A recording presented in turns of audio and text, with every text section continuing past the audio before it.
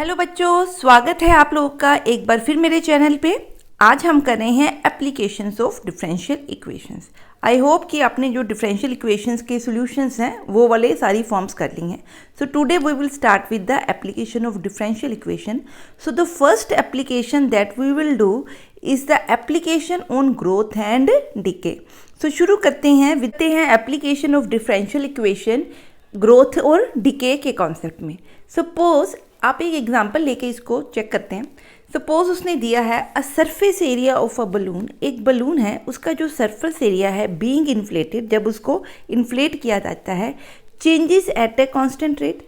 ठीक है, सो जैसे जैसे आप बलून को इन्फ्लेट कर रहे हो उसका सरफेस एरिया क्या हो रहा है, इंक्रीज हो रहा है। ठीक है, if initially its radius is 3 units, मतलब इनिशियली मीन्स जब आपने उसको शुरू किया इन्फ्लेट करना तब उसका जो रेडियस था बलून का, इसका मतलब radius of a balloon initially कितना है, 3 यूनिट्स। ठीक है, and after 2 seconds, after 2 seconds मतलब ये है जब t 0 था तब रेडियस 3 था, जब t 2 हो गया तो आपका रेडियस कितना बन गया, 5 यूनिट्स।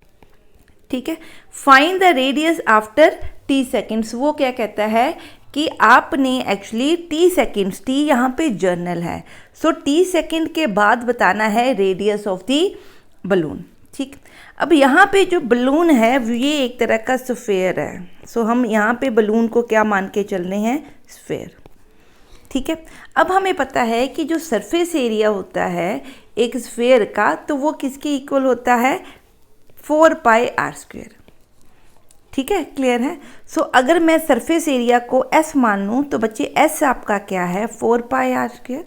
अब उसने क्या दिया है, it's changes at a constant rate. इसका मतलब क्या चेंज हो रहा है, सरफेस एरिया। जब भी सरफेस एरिया चेंज होगा सो ये चेंज क्या है, विद रिस्पेक्ट टू टाइम। ये भी पता होना ज़रूरी है कि किसके विद रिस्पेक्ट टू चेंज करे हैं, विद रिस्पेक्ट टू टाइम। जैसे जैसे इन्फ्लेट कर रहे हो, जितने टाइम में इन्फ्लेट कर रहे हो वैसे वैसे आपका सरफेस एरिया क्या हो रहा है, चेंज। इट मीन्स ds/dt क्या है, आपको दिया हुआ सम कांस्टेंट। सपोज मैं कांस्टेंट मान लेती हूँ c। अगर इसको आप डिफ्रेंशिएट करो बच्चे तो ds/dt किसकी इक्वल आ रहा है, 4 pi into 2r into dr/dt। ठीक है, दैट इज आपका ds/dt बन रहा है 8 पाई dr/dt। ठीक है, सो अगर ये आपका ds/dt कांस्टेंट है तो हमारा क्या आना चाहिए, हमारा ds/dt कांस्टेंट है पर निकल क्या रहा है, इसके इक्वल। तो ये बच्चे क्या है आपका c। ठीक है, क्लियर है इतनी बात। हाँ जी, इट मीन्स ये दोनों आपस में इक्वल हो गए। सो मैं यहाँ इसको इरेज करके इसको क्या लिख रही हूँ, 8 pi r d r is equal to c into d t. ये मैंने क्यों लिखा, क्योंकि मैं एक्चुअली रेडियस और टाइम के बीच में क्या निकालना चाहती हूँ, इक्वेशन। मीन्स जैसे जैसे टाइम चेंज हो रहा है रेडियस में क्या चेंज हो रहा है, क्योंकि सरफेस एरिया चेंज हो रहा है तो डेफिनेटली रेडियस भी क्या हो रहा है, चेंज। सो क्योंकि मैं इसको सॉल्व करना चाहती हूँ तो जब इसको आप इंटीग्रेट करोगे तो ये बच्चे बना 8 pi r square over 2 is equal to c into t. ठीक है, ये आपकी क्या है, फर्स्ट इक्वेशन। ध्यान से इसको समझो, क्या कहा है कि आपके पास रेट थी सरफेस एरिया के चेंज होने की विद रिस्पेक्ट टू टाइम, तो आपने सरफेस एरिया का फॉर्मूला लगाया, उसको कांस्टेंट के इक्वल किया। सो आपकी जो डिफरेंशियल इक्वेशन आ गई वो dr/dt में आई है।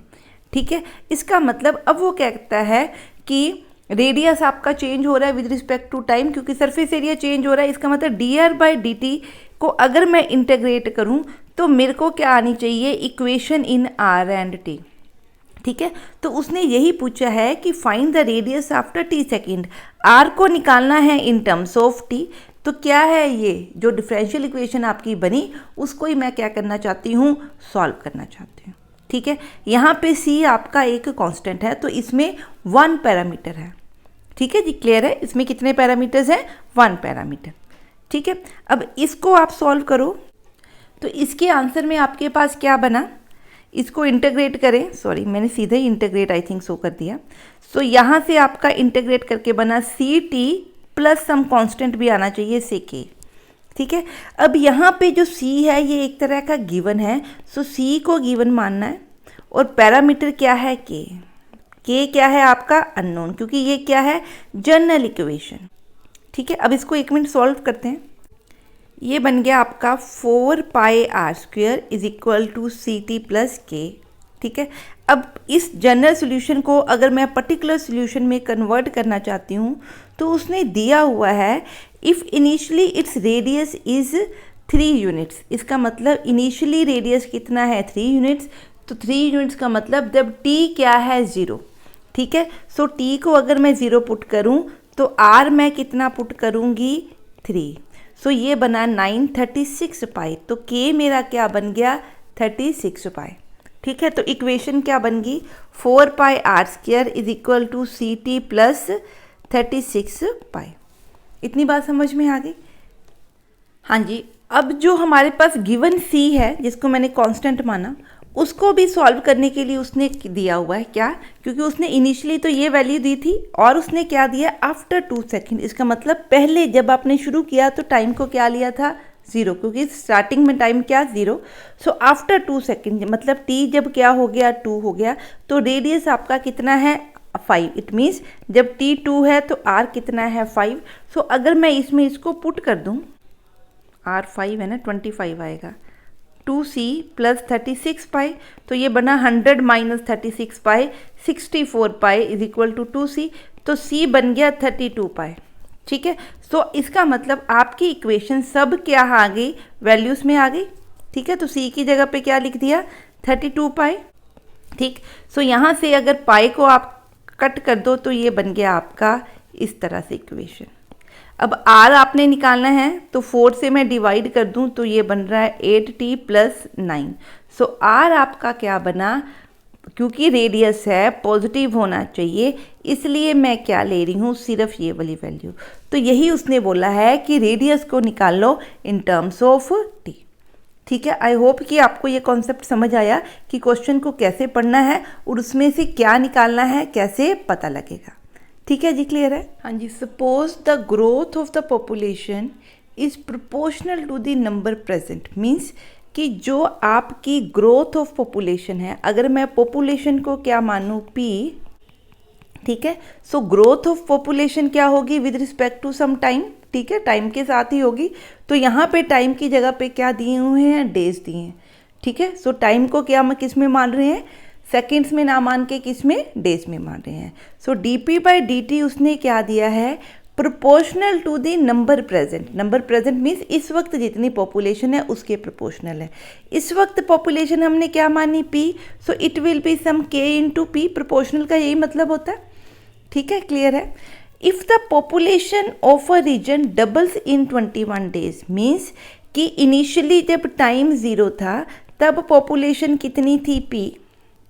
ठीक है, सो जब टाइम आपका 25 हो गया तो पॉपुलेशन आपकी कितनी बन गई 2p। ठीक है, वो पूछ क्या रहा है कि क्या टाइम होगा, टाइम मतलब कितने डेज लगेंगे कि पॉपुलेशन आपकी क्या हो जाए 3p। मीन्स 3p पे आपका t क्या आता है ये निकालना है। It means what do you want, we want equation in terms of t and p। ठीक है, सो अगर आपके पास ये दिया है, ये डिफरेंशियल इक्वेशन दी है, सो अगर ये डिफरेंशियल इक्वेशन दी है तो इसका सोल्यूशन डेफिनेटली आपको क्या देगा equation in p and t, क्योंकि डेरिवेटिव्स किस में है p और इंडिपेंडेंट वेरिएबल और डिपेंडेंट वेरिएबल क्या बन रहे हैं pt। ठीक है, क्लियर है? सो ये आपका इंडिपेंडेंट वेरिएबल है और ये आपका क्या होता है डिपेंडेंट वेरिएबल। ठीक है, सो यहाँ से अगर मैं dp/dt निकालूँ तो आपको पता है डिफरेंशियल इक्वेशन को कैसे सॉल्व करते हैं। सो मैं इसको इंटीग्रेट कर रही हूँ। ठीक है, सो डायरेक्ट इंटीग्रेट कर रहे हो और कुछ नहीं कर रही, तो आंसर क्या बना log mod p is equal to kt plus some constant c। ठीक है, अब यहाँ पे वैसे तो ये आपका जो k है क्योंकि प्रोपोर्शनैलिटी है, ये भी आपका पैरामीटर हो गया, c भी पैरामीटर है। सो दो चीज़ें उसने दी है, जब टाइम 0 है तो पॉपुलेशन p थी और जब टाइम क्या है आपका 25 तो पॉपुलेशन कितनी है 2p। सो ये मैं दोनों इक्वेशंस में क्या कर दूं, दोनों पॉइंट्स इक्वेशन में क्या कर रही हूँ, पुट। सो जब टाइम आपका 0 है, ठीक है, तो आप क्या यहाँ पे 0 पुट किया तो आपका c किसके इक्वल बन गया, log p के इक्वल। तो मैंने इसी इक्वेशन में यहाँ पे बच्चे क्या लिख दिया, log p, कुछ नहीं किया, सिर्फ इक्वेशन का सोल्यूशन निकालना है। अब जो पॉपुलेशन है वो नेगेटिव में नहीं हो सकती, that's will be always greater than 0, इसलिए मैं मॉड भी हटा रही हूँ। हाँ जी, अब हमारे पास क्या बन गया, 1/p dp is equal to k into d t. So मैंने क्या निकालना है, इसका solution in terms of p and t की फॉर्म में, क्लियर, ताकि मेरे पास क्या आ जाए, इक्वेशन आ जाए और मैं उसमें क्या पुट करूँ, पॉपुलेशन की जगह पे 3p पुट करके क्या निकाल लूँ, टाइम निकाल लूँ। ठीक है जी, क्लियर है। सो अगर मैं इसको इंटीग्रेट करना चाहती हूँ तो it will be 1/p dp is equal to k integral dt। तो ये बच्चे क्या बना, लॉग मॉड p आना चाहिए। मॉड p को मैं p लिख सकती हूँ क्योंकि पॉपुलेशन नेगेटिव में नहीं मान रहे, पॉपुलेशन क्या होगी हमेशा पॉजिटिव में। ठीक है जी, क्लियर है। तो ये हमेशा क्या है, पॉजिटिव, इसलिए मॉड लगाने की ज़रूरत नहीं है। इज इक्वल टू के टी प्लस सम कॉन्स्टेंट से c। ठीक है, कई जगह पे यहाँ पे कांस्टेंट की जगह पे आप log c भी यूज़ कर सकते हो, वो आपकी मर्ज़ी है, it is your own wish. ठीक है, क्लियर। हाँ जी, अब देखिए वो क्या कहता है कि अगर आपकी जो इनिशियल पॉपुलेशन है एट टाइम t0 मीन्स जब से आपने इसको कंटिन्यू देखना शुरू किया, सपोज वो मैं p नोट ले लेती हूँ at t is equal to 0। ठीक है, तो आपका यहाँ पे अगर मैं पुट करूँ तो कांस्टेंट आपका क्या बनता है, t की वैल्यू 0 पुट करूँ तो आपकी जो c की वैल्यू बन रही है वो log p नॉट बन रही है।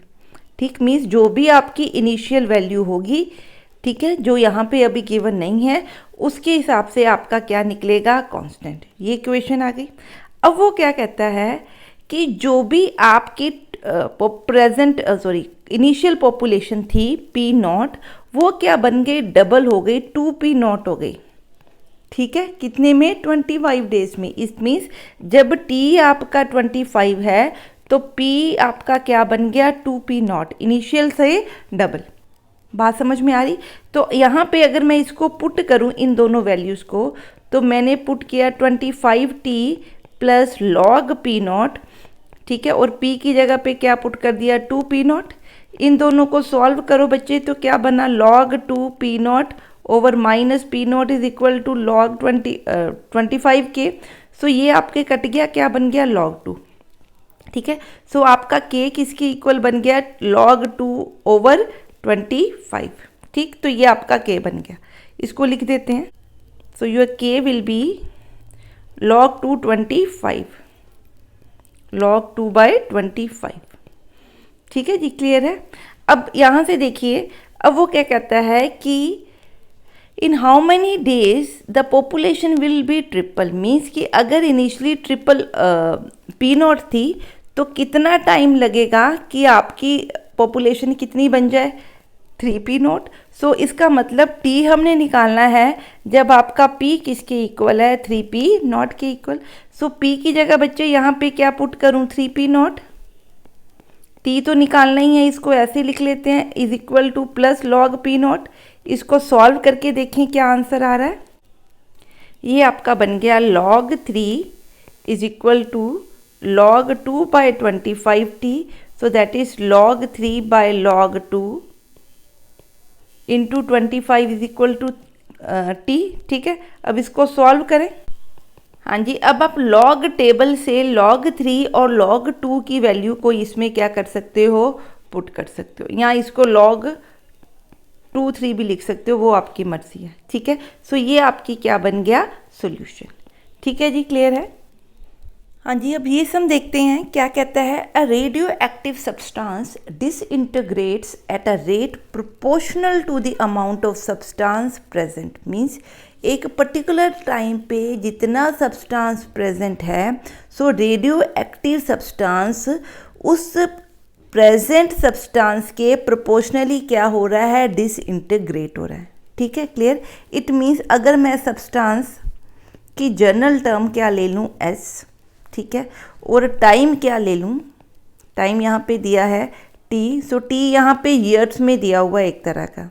ठीक है, क्लियर। और इनिशियल सब्सटेंस जितना प्रेजेंट है, इनिशियल सब्सटेंस जो इनिशियली था आपका, वो क्या ले लूँ, S0, ताकि वो टाइम टू टाइम क्या होता रहे, डिसइंटीग्रेट हो रहा है, ठीक है। सो वो क्या कह रहा है कि जो आपकी ds/dt दी हुई है, that is proportional to s, ठीक है, clear. It is proportional to s means k times क्या लिख देंगे, s, ठीक है। अब सेम हमने पीछे क्या किया था, इसको इंटीग्रेट, तो s बीटा किसके इक्वल आ गया, सॉरी 1/s आपका आ गया ds/dt, और dt को क्या लिख दें, k dt। सो यहाँ से क्या है, अगर आप इसको इंटीग्रेट करो तो सब्सटेंस क्या है, log s k t plus some constant, ठीक है। अब ये तो एक चीज़ है जो हम सॉल्यूशन निकालते हैं जब डिफरेंशियल इक्वेशन को सॉल्व करते हैं। हाँ जी, अब देखिए और क्या कहता है, if 50% of the given amount डिसइंटीग्रेट्स in 1600 years, मतलब जितना भी आपके पास गिवन अमाउंट था, गिवन अमाउंट मतलब अगर इनिशियल अमाउंट आपका P0 था, सो 1600 ईयर्स लगे उसको P0 का 50% होने के लिए, मतलब P0/2 होने के लिए, ठीक है। तो यहाँ डिक्रीज हो रहा है। What percentage of the substance disintegrate in 10 years, तो हमने ये बताना है कि 10 ईयर्स में कितना डिसइंटीग्रेट हुआ, ठीक है, P0 का कितना हिस्सा बचेगा। बात समझ में आ रही है। अब यहाँ देखिए जो ds/dt है वो हमने क्या लिखा, k × s, पर यहाँ पे क्योंकि वैल्यू क्या हो रही है, चेंज, यहाँ क्या आना चाहिए, नेगेटिव, वेरी इंपॉर्टेंट। देखिए आपने इंक्रीज डिक्रीज वाला काम किया हुआ है जब आप एक्सेलरेशन पढ़ते हो, स्पीड पढ़ते हो, वेलोसिटी का कॉन्सेप्ट पढ़ते हो, तो वी नो कि जब आप वेलोसिटी की बात कर रहे हो, डायरेक्शन की बात करते हो, वेक्टर की बात करते हो, सो अगर मैं उसकी रेट ऑफ चेंज लिख रही हूँ, तो अगर रेट ऑफ चेंज इंक्रीज कर रही है तो रेट ऑफ चेंज क्या होगी, पॉजिटिव। अगर वही रेट ऑफ चेंज डिक्रीज कर रही है कुछ काम को, वैल्यूज़ को, तो वो क्या होनी चाहिए, negative. So this is very important, यहाँ पे आपने क्या लगाना है, नेगेटिव, ठीक है जी, क्लियर होगी इतनी बात। अब देखिए, अब यहाँ पे हमने ये इंटीग्रेट कर लिया। अब इनिशियल वैल्यू हमें क्या दी है, P0। सो P0 कब थी, जब टाइम क्या था, T0। तो यहाँ T0 पुट करूँ बच्चे, तो यहाँ पे क्या बन जाएगा आपका, सॉरी इनिशियल वैल्यू S0 है ना, हाँ, तो ये आपका C निकल आएगा, T को 0 पुट करके और सब्सटेंस को S0 इनिशियल वैल्यू के इक्वल पुट करके आप पुट करके देखिए, C आपका क्या बन गया, log S0। सो मेरी इक्वेशन इस तरह से बन जाएगी। अब एक चीज़ उसने क्या दी है कि उसने 16 ईयर्स में कितना चेंज किया, P/2, मतलब कितना डिसइंटीग्रेट हो गया, 50%। सो अगर 50% डिसइंटीग्रेट हो गया तो 16 ईयर्स के बाद कितना बच गया आपके पास, हाफ, ठीक है।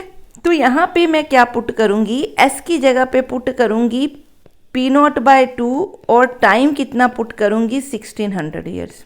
तो सॉल्व करके देखते हैं क्या बनना चाहिए यहाँ पे answer, sorry it is S0/2।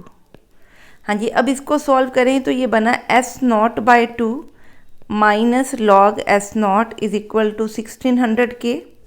अब इसको सॉल्व करें, 1 मिनट, एक नेगेटिव साइन यहाँ पे जब इंटीग्रेट किया तो यहाँ पे आपका जब डेरिवेटिव था बच्चे, तो यहाँ पे नेगेटिव साइन था ना, सो वो नेगेटिव साइन यहाँ पे आएगा, ठीक है, ये याद रखना है। सो यहाँ पे माइनस पुट कर देते हैं, ठीक है। अब इसको सॉल्व करें, ठीक है। अब इसको इसमें से माइनस कॉमन निकाल लेते हैं, ठीक है, और अंदर क्या बना, log s minus log s/2 is equal to minus 1600 के। सो यहाँ से बच्चे k आपका निकल आएगा, माइनस माइनस आपके कट गए। इसको सॉल्व करो तो ये बन गया log s over log S0/2 था, ये कट गए, तो आंसर बना log 2 इज इक्वल टू 1600 के। सो आपका k बन गया 1/16 log 2, ठीक है। तो इक्वेशन आपकी सॉल्व करके अब देखिए क्या बन रही थी आपकी equation, log s is equal to minus log kt, k की जगह पे अब क्या बन रहा है, log 2/1600 प्लस log S0, ठीक है। ये आपकी क्या बन गई इक्वेशन। अब वो क्या कह रहा है कि अगर ये आपकी इक्वेशन है तो वो कहता है 10 ईयर्स में कितना हुआ। 10 ईयर मतलब टी को क्या पुट करूँ 10। सो अगर मैं टी को 10 पुट करूँ तो आपका एस निकल आएगा। सो इट विल बी माइनस, ठीक है, क्लियर है। तो यहाँ से आपका ये आपका आंसर यहाँ से निकल आना चाहिए, ठीक है। अब इन दोनों को सॉल्व कर लो तो ये बनेगा log s over s naught is equal to minus log 2 over 160। S naught का आंसर आपको पता ही है, उसको गिवन की तरह मान के यहाँ से आपका क्या निकल आएगा एस, या इसको ई की पावर में भी आप लिख सकते हो। हाँ जी, पता लग गया कैसे सोल्यूशन करेंगे। हाँ जी, अब बात करते हैं एप्लीकेशन ऑफ डिफरेंशियल इक्वेशन और न्यूटन्स लॉ ऑफ कूलिंग।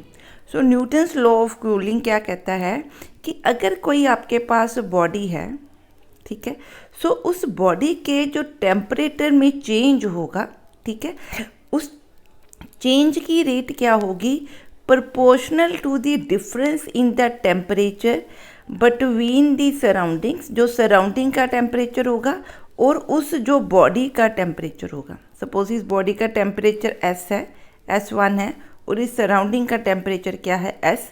सो इनका जो भी डिफरेंस है इसके प्रोपोर्शनल क्या है, क्या है, change in the temperature of body, इसकी रेट है, ठीक है। बात समझ में आई। सो इसी कॉन्सेप्ट को यूज़ करते हुए कुछ एग्जांपल्स करते हैं।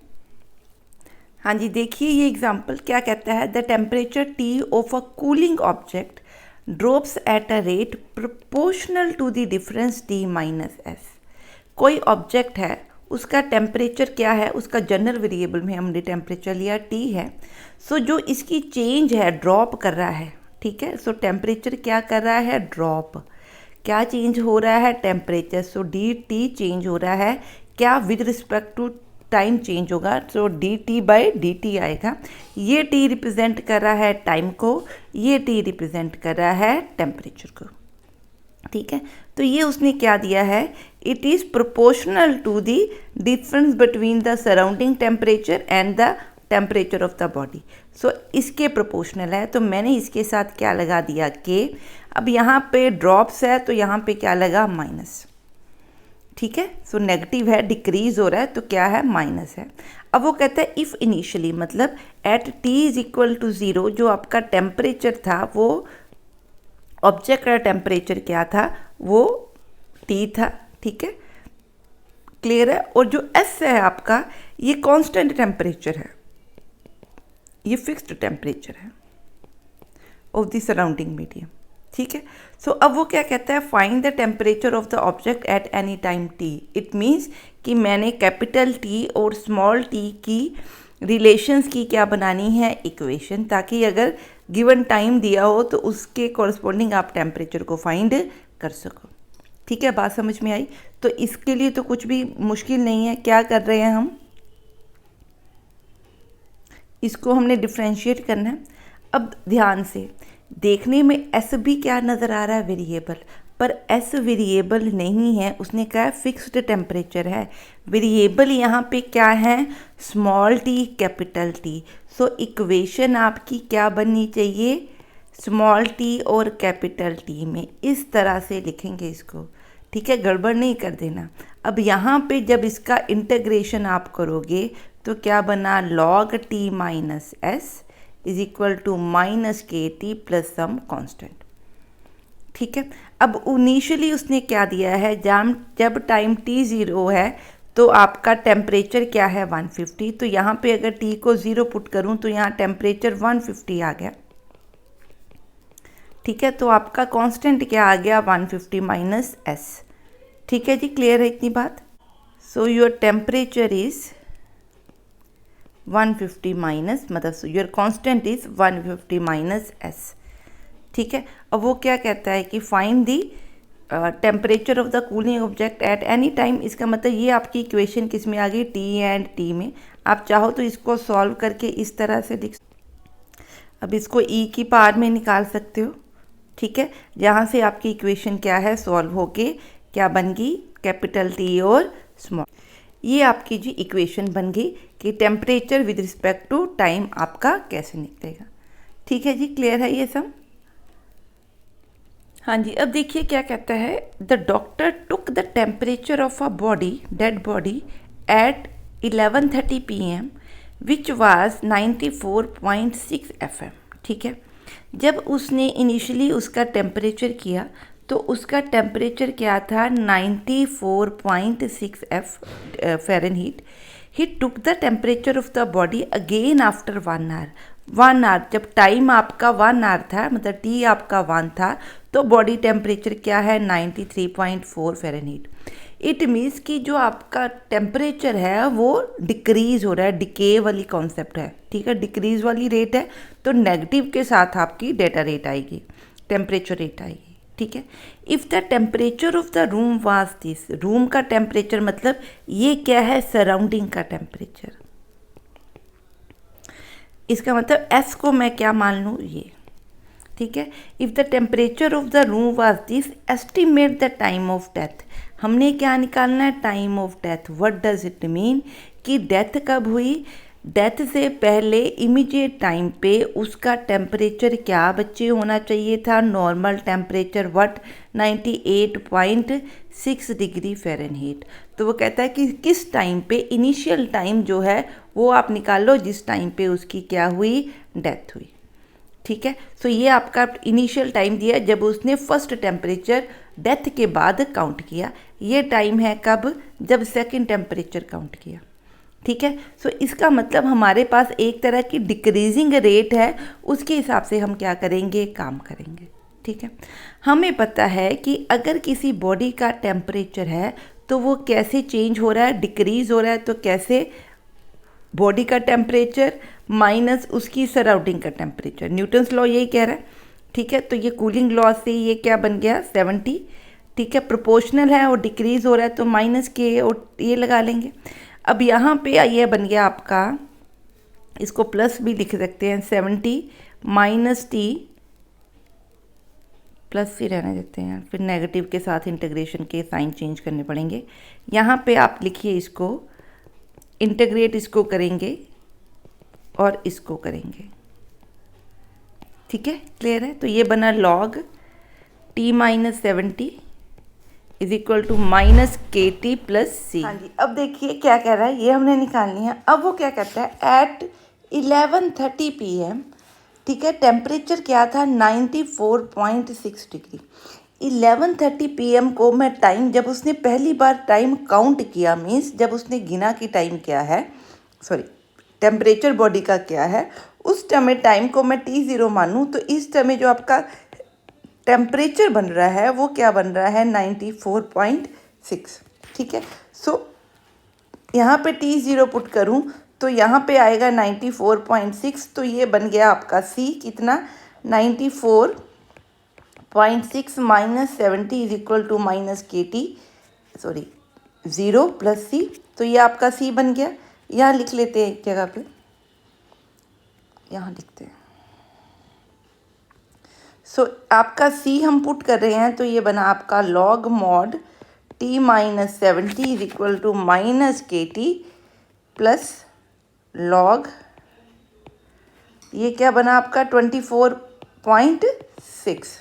ठीक है, क्लियर है, ये आपका आ गया। ठीक है, अब वो क्या कहता है कि जब आपका टाइम क्या था, 12:30, मतलब जब टाइम 1 आवर आगे था, तो मैंने टाइम को क्या लिख लिया, 1 आवर, मतलब T is equal to 1 means time 1 घंटा आगे गया, तो आपका टेम्परेचर डिक्रीज होके क्या बना, 93.4।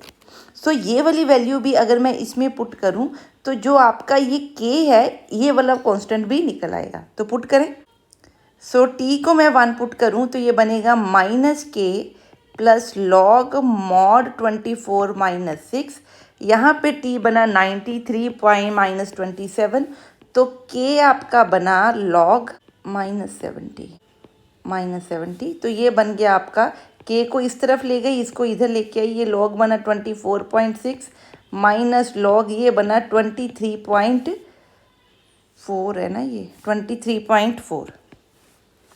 ठीक है, क्लियर है। सो मेरा K बन गया लॉग 24.6 ओवर 23.4। ठीक है, इसको मैं यूज़ कर लूँ तो आपकी ये वाली इक्वेशन क्या बन गई, mod 9 minus T minus 70 is equal to minus log plus log 24.6 by 23.4 into T plus log 24 minus 0.6। ठीक है, ये बन गई आपकी इक्वेशन।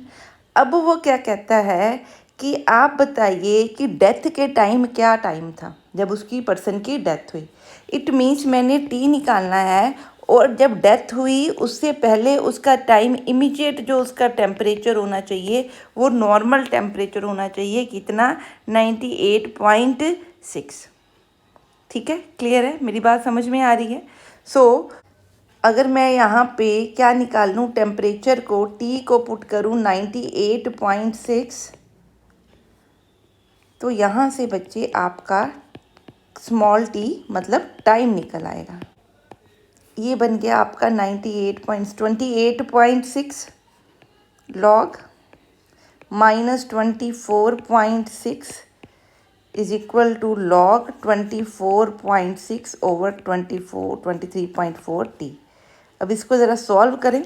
ये बन गया आपका log 28.6 over 24.6 is equal to log 24.6 over 23.4 T. अब अगर मैं इसका लॉग निकाल के बच्चे इनको सॉल्व करने की कोशिश करूं, 1 मिनट, यहाँ गड़बड़ कर दी, यहाँ माइनस होता था इसके साथ, वो लगाना हम भूल गए आई थिंक सो। ठीक है, तो यहाँ नेगेटिव साइन है क्योंकि जो टाइम है ना वो नेगेटिव में आएगा। क्यों? 11:30 का टाइम मैंने t is equal to 0 put किया या डेथ हो चुकी थी। इसका मतलब डेथ से पहले का टाइम हमेशा किस में आएगा? नेगेटिव में। बात समझ में आ रही है? और वैसे भी यहाँ पे क्या था? माइनस के टी प्लस सी। ठीक है, लॉग ऑफ दिस। तो यहाँ पे के की जब वैल्यू पुट की तो यहाँ पे साइन इसका छोड़ दिया हमने, तो वो साइन लिखा है यहाँ पे। ठीक है, हाँ जी। अब इसको ज़रा सॉल्व करें। ये आपका बनेगा लॉग 28.6 24.6 ओवर लॉग माइनस का sine 24.6 23.4 is equal to T. ठीक है, अब ये लॉग के आपको लॉग टेबल में से वैल्यूज़ इसकी देखनी पड़ेगी, पर अगर मैं डायरेक्ट इसकी वैल्यूज़ लिखूं तो ये कुछ -3 पॉइंट समथिंग बनता है। ठीक है, सो इसका मतलब टाइम जो था वो क्या था? -3 आवर्स। ठीक, अगर मैंने टी को क्या लिखा? 0, तो टी -1 का क्या मतलब? 11:30 लिखा, तो ये क्या है? 10:30। टी -2 मतलब 9:30 और टी -3 का मतलब 8:30। इट मीन्स जो पर्सन की डेथ हुई वो किस टाइम पे हुई? 8:30 के ऊपर। ठीक है, समझ में आया इस कॉन्सेप्ट को कैसे करेंगे? हाँ जी, अब करते हैं next application of differential equation. अब करते हैं डिफरेंशियल इक्वेशन की एप्लीकेशन ऑन कोऑर्डिनेट ज्योमेट्री। सो इसको एग्जांपल से समझते हैं। देखिए क्या एग्जांपल हम कर रहे हैं। The slope of a tangent to a curve. Suppose एक पर्टिकुलर टेंजेंट के ऊपर उसकी जो स्लोप है, ठीक है, स्लोप किससे शो होती है? dy बाई डी एक्स से, वेयर y आपका डिपेंडेंट है और x इंडिपेंडेंट है। ठीक है, सो ये slope of the tangent to a curve at any point, so ये जनरल पॉइंट है x y, is twice the ordinate at that point. ठीक है, तो ये उसने गिवन है। Find the curve passes through the point this. उसने कहा है कि कर्व 4,3 पॉइंट से पास कर रही है, तो ये कर्व हमने निकालनी है। तो ये बड़ा सिंपल सा सम है, आपको लोग बड़ा फटाफट कर लोगे। तो ये इसको इस तरह से लिख देंगे, इसको इंटीग्रेट करेंगे तो बनेगा log y is equal to 2dx plus c. अब ये पॉइंट लाई कर रहा है, सो क्या लिखूँ? 4.3 लाइज ऑन कर्व। तो यहाँ से बच्चे कांस्टेंट मिल गया, पुट करिए, so it will be 3 8 plus c. तो सी आपका बन गया log 3 माइनस 8। तो आपकी इक्वेशन क्या बन गई? ये। ठीक है, तो ये आपकी क्या है? इक्वेशन। ठीक है जी, इसको लॉग को इधर भी लेके जा के आप एक्सपोनेंशियल में भी इसको सॉल्व कर सकते हैं। ठीक है जी, क्लियर है? हाँ जी, ये सम्स ट्राई करते हैं सॉल्व करने के लिए। The slope of the tangent to the curve at any point. Suppose किसी कर्व के ऊपर जो ये स्लोप है, slope means dy by D X, ये बच्चे क्या दिया है? y by X minus cot y by X into cos Y by X, देखने से ही होमोजीनियस नज़र आ रही है। और ये कर्व किससे पास हो रही है, 1 से। तो हमने क्या निकालना है, इक्वेशन ऑफ द कर्व। यहाँ से देखिए ये आपकी होमोजीनियस इक्वेशन बन रही है, पुट करके देख लीजिए, ठीक है, डेल्टा केस को, तो वैसे भी नज़र आ रही है ये होमोजीनियस इक्वेशन ही बनेगी, ठीक है। इस तरह की इक्वेशन में हम क्या करते होते हैं, y बाई एक्स को क्या पुट करते हैं, सम t। तो y बाई एक्स को अगर मैं t पुट कर दूं तो y बच्चे क्या बन गया आपका tx। सो अगर मैं dy डिफ्रेंशिएट करूं इसको तो क्या बनेगा, dy dt dx by dt plus x, ठीक है। हाँ जी, अब हमने पढ़ना है कि ऐसी इक्वेशन में हम y बाई एक्स को क्या पुट कर देते हैं बेटा t, तो y आपका क्या बनेगा, t इंटू एक्स, ठीक है। सो अगर मैं इसको डिफ्रेंशिएट करूं विद रिस्पेक्ट टू x तो आपका आंसर बनता है t plus X D T D X, ठीक है। सो मैं D Y by D X की जगह पे ये पुट कर सकती हूँ यहाँ पे, ठीक है। अभी हमने लास्ट वीडियोस में ही किए हैं solutions of the differential equation. इसकी जगह पे टी पुट कर दूँ, ये बना कॉट टी, ये बन गया कॉट टी, ये बन गया कॉस टी, ठीक है। अब मैं क्या कर सकती हूँ, ये टीज़ आपके कैंसिल हो गए। सो एक्स की टर्म्स अलग कर दूँ और टीज़ की टर्म अलग कर दूँ, is equal to D X. अब ये कॉट टी को मैं क्या लिख सकती हूँ, cos square T sine T D T is equal to D X, ठीक है। अब इसको सॉल्व करते हैं। अगर मैं कॉस टी को कुछ यू पुट कर लूँ, ठीक है, तो minus cos T D T किसके इक्वल बनना चाहिए, डी यू के इक्वल, ठीक है। सो इसका आंसर ये माइनस के साथ ये पूरा डी यू बन रहा है, ये ऊपर वाली टर्म माइनस मिलाते, ठीक है। तो ये बन जाएगा नीचे 1/u² d u is equal to D x. So इसका डेरिवेटिव निकाल लो तो ये क्या बनेगा, इसकी इंटीग्रेशन निकाल लो तो ये आपकी इंटीग्रेशन बन गई, is equal to x plus some constant, ठीक है। तो ये बन गया आपका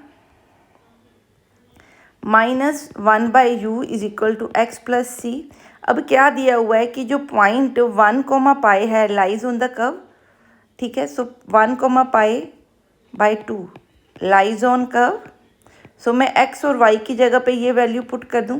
सो x 1 पुट किया, इसको π/2 पुट किया, तो मेरा c किसके इक्वल है, -2/π -1 के इक्वल। तो ये c यहाँ पुट कर दूं इस इक्वेशन में, तो ये आपकी इक्वेशन बनी -1/cos t, ठीक है, इज इक्वल टू x -2π -1, ठीक है। इतनी बात समझ में आई है कि नहीं, ठीक है। तो ये आपका क्या बन गया, सॉल्यूशन, ठीक है। आई होप ये कॉन्सेप्ट आपको क्लियर हो रहा है। हाँ जी, अब करते हैं last sum of this chapter and last term of this video. क्या कहता है, find the equation of the curve की इक्वेशन निकालनी है विच पासिस थ्रू 1, 1, यहाँ पे कोई 1, 1 है, इससे पास करी है, and if the perpendicular distance of the normal at X Y, यहाँ कोई पॉइंट एक्स वाई है, ठीक है। यहाँ से अगर यहाँ कहीं पे ओरिजिन है तो यहाँ से जो इसका परपेंडिकुलर डिस्टेंस है टू द नॉर्मल, ये आपकी नॉर्मल है, यहाँ से ये जो परपेंडिकुलर डिस्टेंस है, ये डिस्टेंस जिसको मैं सपोज क्या मान लेती हूँ p, ठीक है, फ्रॉम द ओरिजिन क्या है, distance of the normal at px to the curve from the origin is equal to the distance of the p from the x axis. मतलब ये डिस्टेंस और इस पॉइंट का ये डिस्टेंस क्या बन रहे हैं, एक तरह के सेम। डायग्राम के हिसाब से तो ये करेक्ट नहीं है क्योंकि ट्रायंगल बन रही है, पर यहाँ पे उसने क्या दिया है कि ये डिस्टेंस क्या है, सेम। अब इसको सॉल्व करते हैं। हाँ जी, यहाँ पे एक जनरल पॉइंट उसने एक्स वाई दिया है, ठीक है। सो अगर इसको ए भी लिख लेते तो ज़्यादा बेटर था, पर चलो एक्स वाई दिया है। तो जो हम इक्वेशन के डिपेंडेंट एंड इंडिपेंडेंट वेरिएबल मानेंगे उनको कैपिटल एक्स और कैपिटल वाई मानेंगे, ठीक है। सो अगर मेरे पास ये पॉइंट कर्व के ऊपर दिया है, ठीक है, क्लियर है, तो नॉर्मल की इक्वेशन इसकी किसकी इक्वल होनी चाहिए, जो इससे पास करती है, और नॉर्मल की स्लोप क्या होती है, -dx/dy, ठीक है, क्लियर है। सो ऐसी लाइन जिसकी स्लोप ये है और पॉइंट ये है बच्चे, वो क्या होगी, y minus Y is equal to slope, slope क्या है minus D X by D Y into X minus X. ठीक है, इसको सॉल्व करो प्रॉपरली तो ये कुछ इस तरह से आपकी इक्वेशन बन जाएगी। ये आपकी टर्म्स हैं वाइस के एक्स और वाई के साथ, ये जो आपकी टर्म्स हैं ये सारी एक तरह की कांस्टेंट है। कांस्टेंट मतलब ये पॉइंट की वैल्यूज़ हैं। ठीक है, ये इक्वेशन बन गई। अब उसने क्या दिया है कि इस नॉर्मल का, इस लाइन का perpendicular distance from the origin, अगर लाइंस का 0 0 से मैं परपेंडिकुलर डिस्टेंस निकाल लूँ। हाँ जी, अब ओरिजिन से इस लाइन का परपेंडिकुलर डिस्टेंस निकालने का ये क्या करना पड़ता है, ये पॉइंट यहाँ पे पुट करते हैं। ठीक है, कैपिटल एक्स और कैपिटल वाई की प्लेस पे आप क्या पुट करोगे, 0 0। इसका मॉड नीचे क्या होता है, इसके कोफिशिएंट का और इसके कोफिशिएंट का स्क्वायर, उसका स्क्वायर रूट, तो ये बन गया। ये उसने क्या दिया है, it is equal to distance of that point, इस पॉइंट का एक्चुअली एक्स एक्सिस से डिस्टेंस, ये डिस्टेंस क्या बनता है वाई। सो ये क्योंकि ये मॉड है तो इसको भी हमें क्या लिखना पड़ेगा, मॉड वाई। ठीक है, अब इसको सॉल्व करते हैं। सॉल्व करने के लिए मैं इसका क्या करी हूँ, स्क्वायर। हाँ जी, अब हमें नज़र आ रहा है कि ये जो आपकी इक्वेशन है ये एक्स वाई में सेपरेबल तो नहीं है, पर ये होमोजीनियस इक्वेशन बन रही है बेटे, डिफरेंशियल इक्वेशन बन रही है डिग्री 2 के साथ। चेक कर लीजिए चाहे इसको सॉल्व करके। ठीक है, सो ऐसी इक्वेशन में हमें क्या करना पड़ता है, y बाई एक्स को t पुट करते हैं। सो y आपका बनता है tx, इसको डिफ्रेंशिएट करेंगे विद रिस्पेक्ट टू x, तो आपका बनता है इस तरह से। ठीक है, हमने बहुत बार ये सम किया हुआ है। ठीक है जी, क्लियर है। और पूरी इक्वेशन में से इसमें से इसको मैं इस तरह से लिखती हूँ कि सारी टर्म्स क्या बन जाए, y बाई एक्स में, तो एक्स स्क्वायर मेरे को क्या निकालना पड़ेगा, कॉमन। ठीक है, ऊपर से भी निकाल लूँ और नीचे से भी निकाल लूँ,